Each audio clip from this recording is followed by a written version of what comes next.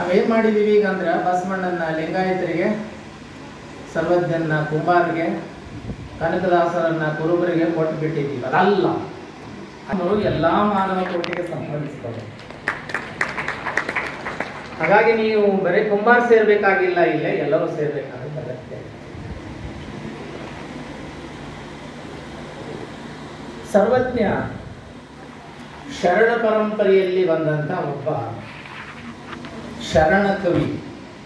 ಸಂತರು ಬೇರೆ, ದಾಸರು ಬೇರೆ, ಋಷಿಗಳು ಬೇರೆ, ಮುನಿಗಳು ಬೇರೆ, ಶರಣರು. ಸರ್ವಜ್ಞ ನೀವು ಸಂತ ಅಂತ ಕರೆದಿದ್ದೀರಿ. ಸಂತ ಅಂದ್ರೆ ಜ್ಞಾನಿ ಅಂತ ಅರ್ಥ ಇದೆ. ಅದು ಆಧ್ಯಾತ್ಮ ಜ್ಞಾನಿ, ಆತ್ಮಜ್ಞಾನಿ. ಅವ್ರ ಆತ್ಮಜ್ಞಾನಿಯೂ ಹೌದು. ಅದಕ್ಕಿಂತ ಹೆಚ್ಚಾಗಿ ಅವರು ಒಬ್ಬ ಶರಣ. ಹಾಗಾಗಿ ಬಸವಾದಿ ಶರಣರು ಏನು ಜೀವನ ಮೌಲ್ಯಗಳನ್ನು ಹೇಳಿ ಹೋದರು, ಅದು ಸಮಾನತೆ ಇರ್ಬೋದು, ಸ್ವಾತಂತ್ರ್ಯ ಇರ್ಬೋದು, ಸಹೋದರತ್ವ ಇರ್ಬೋದು, ಒಳ್ಳೆಯ ಬದುಕು ಇರಬಹುದು, ಅದನ್ನೆಲ್ಲವನ್ನ ತ್ರಿಪದಿಯಲ್ಲಿ ಹಿಡಿದಿಟ್ಟಂತ ಯಾರಾದರೂ ಮಹಾಕವಿ ಇದ್ರೆ ಅವ ಸರ್ವಜ್ಞ. ತ್ರಿಪದಿ ಬರೆದಾರ, ಇವ್ರೇನ್ ಮಹಾಕಾವ್ಯ ಬರ್ದಿಲ್ಲ, ಇವ್ರನ್ನ ಹೆಂಗ್ ಮಹಾಕವಿ ಅಂತ ಕರಿಬೇಕು ಅಂತ ನಾವು ಕೆಲವು ಸಲ ವಿಚಾರ ಮಾಡ್ತಾರೆ. ಬೇಂದ್ರೆ ಅವರು ಬರೀ ಕವಿತಾ ಬರ್ದಾರ, ಆದರೂ ಅವ್ರು ಮಹಾಕವಿನೇ. ಒಂದು ಕವಿತೆಯಲ್ಲಿನೂ ಸಹಿತ ಮಹಾನ್ ವಿಚಾರಗಳು ಇದ್ರೆ ಮಹಾಕವಿನೇ ಆಗ್ತಾರೆ.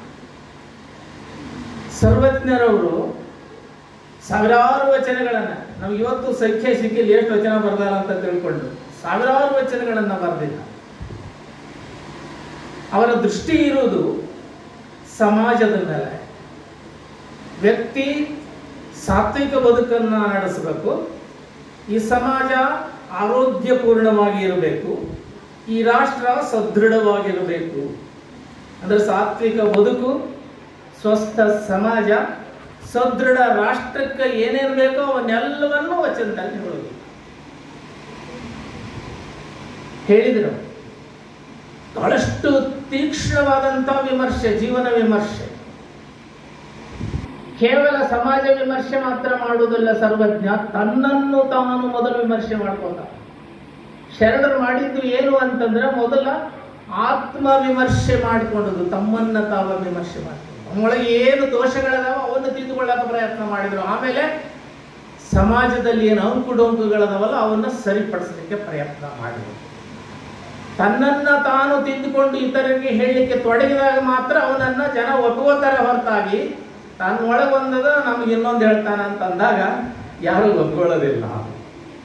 ಸರ್ವಜ್ಞನೂ ಕೂಡ ತನ್ನ ಹುಟ್ಟಿನ ಬಗ್ಗೆ ಇರಲಿ, ತನ್ನ ಬಂದಂತ ಟೀಕೆ ಟಿಪ್ಪಣಿಗಳ ಬಗ್ಗೆ ಇರಲಿ, ತೆರೆದ ಮನಸ್ಸಿನಿಂದ ಹೇಳಿದ್ರು. ಯಾವುದೋ ಮುಚ್ಚುವರಿ ಇಲ್ಲದಂತ ಒಂದು ಒಬ್ಬ ನಿಜವಾದ ಕವಿ ಅಂತಂದ್ರೆ ಸರ್ವಜ್ಞ. ಈಗಾಗಲೇ ಬೇಕಾದಷ್ಟು ವಚನಗಳನ್ನು ಅವರು ಹಾಡಿದರು, ಇವರು ಬೇಕಾದಷ್ಟು ವಚನಗಳನ್ನು ಉದಾಹರಿಸಿದರು. ಅವ್ರು ಯಾರನ್ನೂ ಬಿಟ್ಟಿಲ್ಲ, ಯಾವ ಜಾತಿನೂ ಬಿಟ್ಟಿಲ್ಲ, ಯಾವ ಸಮಾಜನೂ ಬಿಟ್ಟಿಲ್ಲ, ಯಾವ ಅನಾಚಾರ್ಯನೂ ಬಿಟ್ಟಿಲ್ಲ, ಯಾವ ಸದಾಚಾರ್ಯನೂ ಬಿಟ್ಟಿಲ್ಲ. ಸದಾಚಾರದ ಬಗ್ಗೆನೂ ಹೇಳಾರ, ಅನಾಚಾರಿಗಳ ಟೀಕೆಯನ್ನು ಮಾಡಿದ. ಬಸವಣ್ಣವ್ರು ಹೇಳ್ತಾರೆ, ನ್ಯಾಯ ನಿಷ್ಠುರಿ ದಾಕ್ಷಿಣ್ಯ ಪರನು ನಾನಲ್ಲ, ಲೋಕ ವಿರೋಧಿ ಶರಣ ಆರಿಗೂ ಅಂಜುವನಲ್ಲ, ಕೂಡಲ ಸಂಗನ ರಾಜ ತೇಜದ ಲಿಪ್ಪನ. ಶರಣನಾದಂಥವ ನ್ಯಾಯ ನಿಷ್ಠುರಿಯಾಗಿರ್ತಾರ, ಯಾರಿಗೂ ಅಂಜುವುದಿಲ್ಲ, ನಿರ್ಭಿಡೆಯಾಗಿ ಲೋಕ ಎತ್ ಹೇಳ್ತಾರೆ.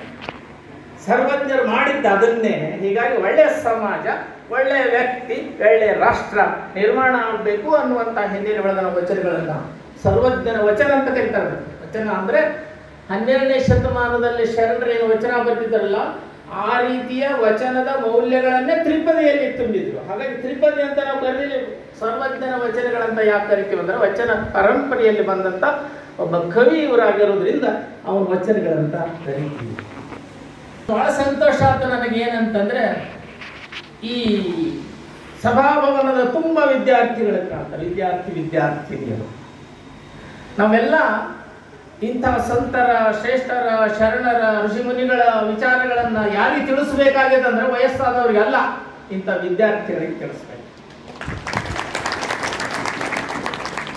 ಹಾಗಾಗಿ ಇಂಥ ಸಮಾರಂಭದೊಳಗ ವಿದ್ಯಾರ್ಥಿಗಳ ಉಪಸ್ಥಿತಿ ಅನ್ನೋದೆಲ್ಲ ಬಹಳ ಮಹತ್ವದ್ದು. ಅದನ್ನ ಮನಗಂಡಂತ ನಮ್ಮ ಸಂಸ್ಕೃತಿ ಇಲಾಖೆಯ ಸಹಾಯಕ ನಿರ್ದೇಶಕರು ಎಲ್ಲ ವಿದ್ಯಾರ್ಥಿಗಳನ್ನು ಕೂಡಿಸಿ ಬಹಳ ಒಳ್ಳೆ ಕೆಲಸ ಮಾಡಿದ್ದಾರೆ. ಹಾಗ ನಾವು ತಮ್ಮೆಲ್ಲರ ಪರವಾಗಿ ಅವರನ್ನು ನಾನು ಅಭಿನಂದಿಸ್ತೇನೆ.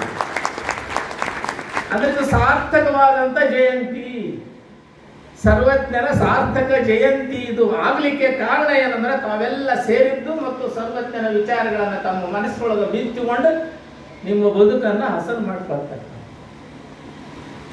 ಕುಂಬಾರಿಕೆಯ ಬಗ್ಗೆ ಹೇಳಿದರು. ಇವತ್ತು ಮಣ್ಣಿನ ಪಾತ್ರೆ ಬಿಟ್ಟು ಯಾವ್ಯಾವ ಪಾತ್ರೆಗಳ ಮೂಲಕ ಆಹಾರವನ್ನು ಸೇವಿಸುವುದರಿಂದ ನಮ್ಮ ಆರೋಗ್ಯದ ಮೇಲೆ ಏನೇನು ಹಾನಿ ಆಗುತ್ತೆ ಅನ್ನೋದನ್ನು ಬಹಳಷ್ಟು ವಿವರವಾಗಿ ಹೇಳಿದರು. ಹೌದು, ಇವತ್ತು ನಾವು ಏನೇನೋ ತೋರಿಕೆಯ ವಸ್ತುಗಳಿಗೆ ಮಾರು ಹೋಗಿ ಕಣ್ಣಿಗೇನೋ ಚಂದ ಕಾಣ್ತಾವ, ಆದ್ರೆ ಅದರೊಳಗೆ ಇರ್ತಕ್ಕಂಥ ವಿಷ ನಮಗೆ ಗೊತ್ತಾಗುವುದಿಲ್ಲ. ಹಾಗಾಗಿ ನಮ್ಮ ಆರೋಗ್ಯ ಕೆಡೋದಾಗ್ಲಿ, ನಮ್ಮ ಆಯುಷ್ಯ ಕಡಿಮೆ ಆಗೋದಾಗ್ಲಿ ಎದಕ್ಕಂತಂದ್ರೆ ಇಂಥ ಒಂದು ತೋರಿಕೆಯ ರಂಜನೆಯ ವಸ್ತುಗಳ ಮೂಲಕ ಸೇವಿಸ್ತಕ್ಕಂಥ ವಿಷ ಏನದಲ್ಲ, ಆ ವಿಷದ ಕಾರಣವಾಗಿ ನಾವು ಹಿಂಗ ಅನಾರೋಗ್ಯಕ್ಕೆ ಗುರಿ ಆಗ್ತಾ ಇದ್ದೀವಿ.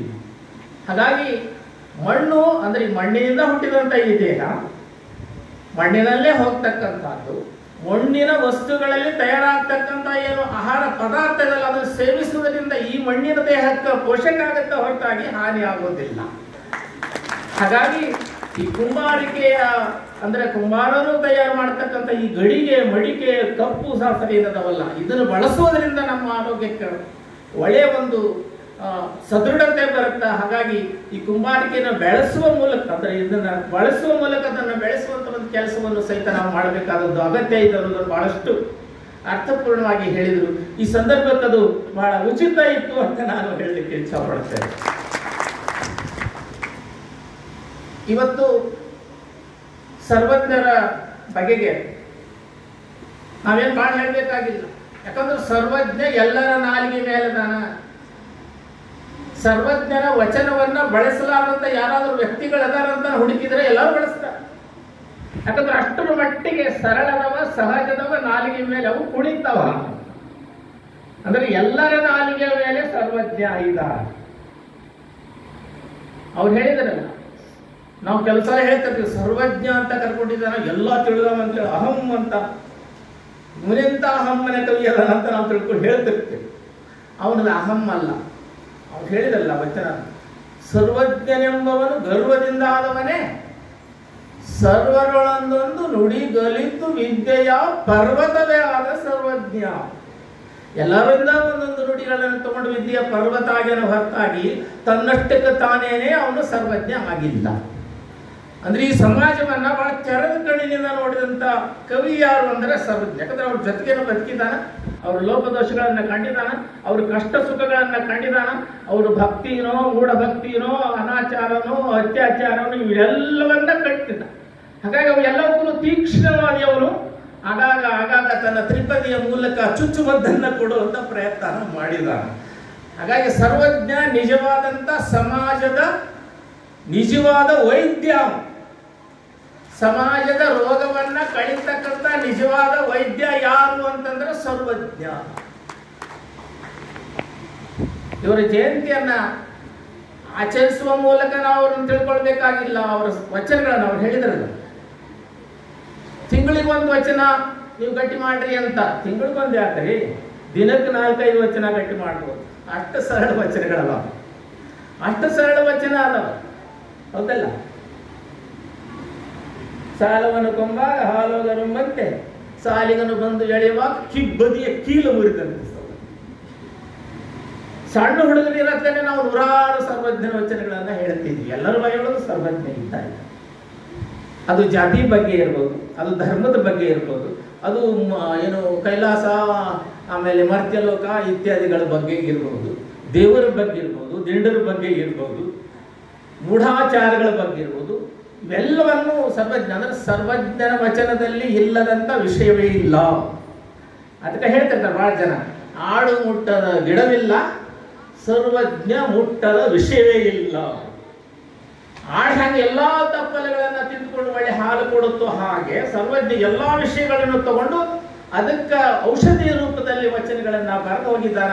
ಅವ್ರ ವಚನವನ್ನ ಅಧ್ಯಯನ ಮಾಡುವುದರ ಮೂಲಕವಾಗಿ ನಮ್ಮ ವ್ಯಕ್ತಿತ್ವವನ್ನ ವಿಕಾಸಗೊಳಿಸ್ಕೊಳ್ಳೋಣ, ಆಮೇಲೆ ಸಾತ್ವಿಕಗೊಳಿಸ್ಕೊಳ್ಳೋಣ, ಹಾಗೇನೆ ಈ ಸಮಾಜವನ್ನ ಶುದ್ಧಗೊಳಿಸೋಣ, ಹಾಗೇನೆ ಒಳ್ಳೆಯ ರಾಷ್ಟ್ರವನ್ನ ನಿರ್ಮಾಣ ಮಾಡಲಿಕ್ಕೆ ನಾವೆಲ್ಲ ಪ್ರಯತ್ನ ಮಾಡೋಣ ಅನ್ನುವಂಥ ಮಾತನ್ನು ಹೇಳ್ತಾ ನಾನು ಸುಮ್ಮನೆ ಈ ಕಾರ್ಯಕ್ರಮದೊಳಗೆ ಭಾಗವಹಿಸಿ, ಯಾಕಂದ್ರೆ ಕನ್ನಡದ ವಿದ್ಯಾರ್ಥಿಗಳಿಗೆ ಸರ್ವಜ್ಞ ಅಂದ್ರೆ ಪಂಚಪ್ರಾಣ. ನಾನೊಬ್ಬ ಕನ್ನಡದ ಪ್ರಾಧ್ಯಾಪಕ. ಸರ್ವಜ್ಞನನ್ನ ಓದಲಾರ್ದೇನೆ ಯಾವ ಕನ್ನಡ ಅಧ್ಯಾಪಕನು ಅಥವಾ ವಿದ್ಯಾರ್ಥಿಗೂ ಮುಂದೆ ಹೋಗ್ಲಿಕ್ಕೆ ಸಾಧ್ಯನೇ ಇಲ್ಲ. ಸರ್ವಜ್ಞನನ್ನು ಓದಲಿಲ್ಲ ಅಂದ್ರೆ ಅವನ ಅಧ್ಯಯನ ಅಷ್ಟರ ಮಟ್ಟಿಗೆ ಕೊರತೆ ಅನಿಸುತ್ತೆ ಅಂತ. ಹಾಗಾಗಿ ಸರ್ವಜ್ಞನ ಅಧ್ಯಯನ ಇದು ನಿರಂತರವಾಗಿ ನಡ್ಕೊತ ಬಂದದ, ಇನ್ನೂ ಮುಂದೆ ನಡಿಬೇಕಾದಂತ ಅಗತ್ಯ ಅದ.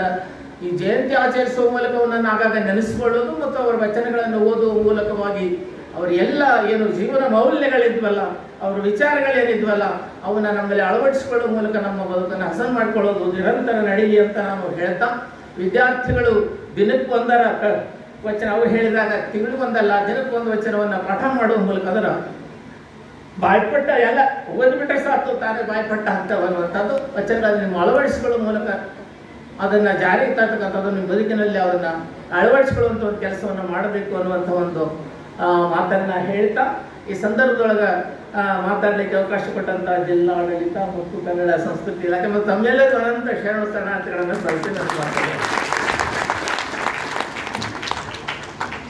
ಸಂಶೋಧಕರ ನುಡಿಗಳೇ ಶೋಧಿಸಿದಂತಹ ನುಡಿಗಳಿರುತ್ತೆ ಬಂಧುಗಳೇ. ಸಾಕಷ್ಟು ವಿಚಾರಗಳನ್ನು ಹಂಚಿಕೊಂಡಂತ ಹಿರಿಯರಿಗೆ ಧನ್ಯವಾದಗಳನ್ನು ಸಲ್ಲಿಸುತ್ತಾ, ಬಿಂದು ಆಗೋದು ಬಹಳ ಸರಳ ಬಂಧುಗಳು. ಬಿಂದು ಆಗೋದು ಬಹಳ ಸರಳ, ಕೇಂದ್ರ ಬಿಂದು ಆಗೋದಿದೆಯಲ್ಲ ಅದು ಬಹಳ ವಿರಳ. ವಿದ್ಯಾರ್ಥಿಗಳು ಇವತ್ತು ಕೇಂದ್ರ ಬಿಂದು ಆಗಿದ್ದಾರೆ. ವಿದ್ಯಾರ್ಥಿನಿಯರು ವಿಶೇಷವಾಗಿ ವಿದ್ಯಾರ್ಥಿಗಳು ಬಂದಿಲ್ಲ, ವಿದ್ಯಾರ್ಥಿನಿಯರು ಬಂದಿದ್ದಾರೆ. ಅದು ನನಗೊಂದು ದೊಡ್ಡ ಹೆಮ್ಮೆ. ಅದಕ್ಕೆ ಹೇಳೋದು ಹೆಣ್ಮಕ್ಳೇ ಅದ್ಭುತ. ಈಗ ನಮ್ಮನ್ನೆಲ್ಲ ಉದ್ದೇಶಿಸಿ 2 ನಿಮಿಷದಲ್ಲಿ ತಮ್ಮ